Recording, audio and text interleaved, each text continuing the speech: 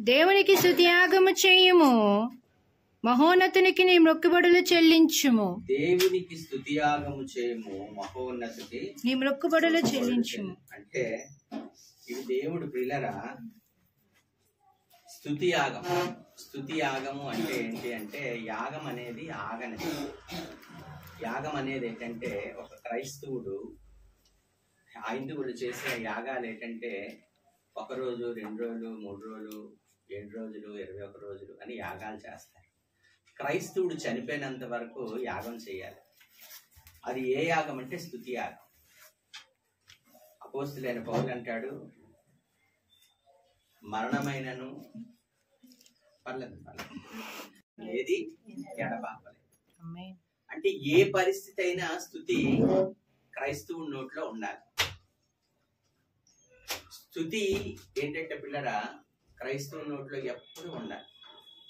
అది కష్టమైనా దుఃఖమైనా మనం కష్టంలో స్తుతి చెల్లించాలి, నష్టంలో స్తుతి చెల్లించాలి, కీడులో స్తుతి చెల్లించాలి, మేల్లో స్తుతి చెల్లించాలి. అందుకే ఏమన్నాడంటే యోబు, నాకు ఇచ్చినప్పుడు నేను స్తుతి చెల్లించాను, నాకు తీసుకున్నప్పుడు నీకు స్తుతి చెల్లిస్తున్నాను. నిన్నే స్తుతించెదన్ యేసు, స్తుతించెదన్ నిన్నే, స్తుతించుట నాకెంతో మంచిది,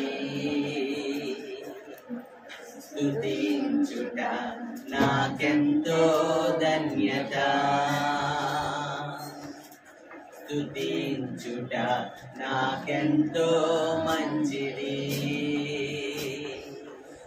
స్తుతించుట నాకెంతో ధన్యత, స్తుతించెదన్ యేసు నిన్నే, స్తుతించుట నాకెంతో మంచిది, స్తుతించుట నాకెంతో ధన్యత.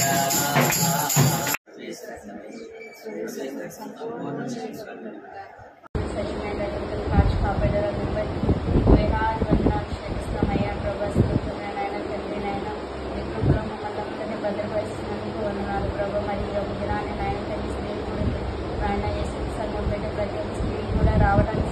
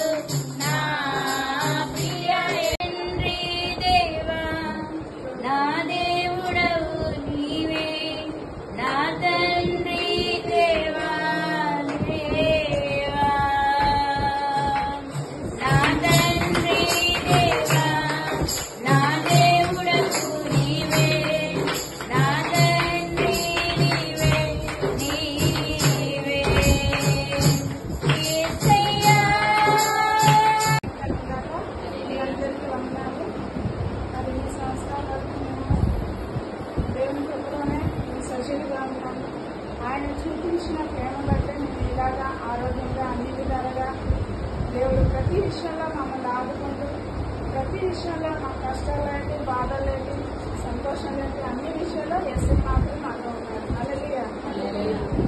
అయితే నా సాక్ష్యం ఏంటంటే నేను కొన్ని విశ్వవిద్యాలయాన్ని చాలా మటుకు ఉండేది. అంటే నేను అంత హెవీగా రెడీ అవ్వడం నాకు ఎందుకంటే అంటే యూనివర్సిటీ చాలాసార్లు పెట్టినాక సమర్పించుకున్నావా నేను పెట్టుకోవాలనేసి చాలాసార్లు అడిగేది. దేవుడు మాట్లాడాలి కదా మనిషి అలా వదిలేసి అలా వదిలేసేదాన్ని అలా చెప్పేదాన్ని అలాగే చెప్పుకుంటూ అలాగే వచ్చింది. ఇంకా అలాగా నేను ఎస్ఎంకి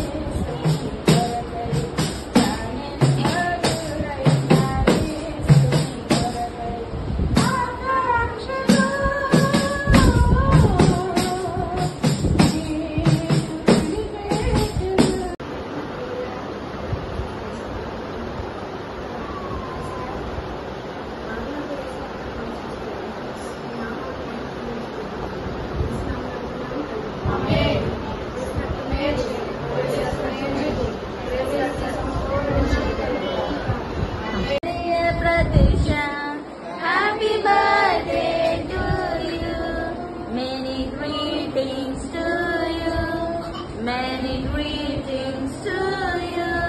Many greetings.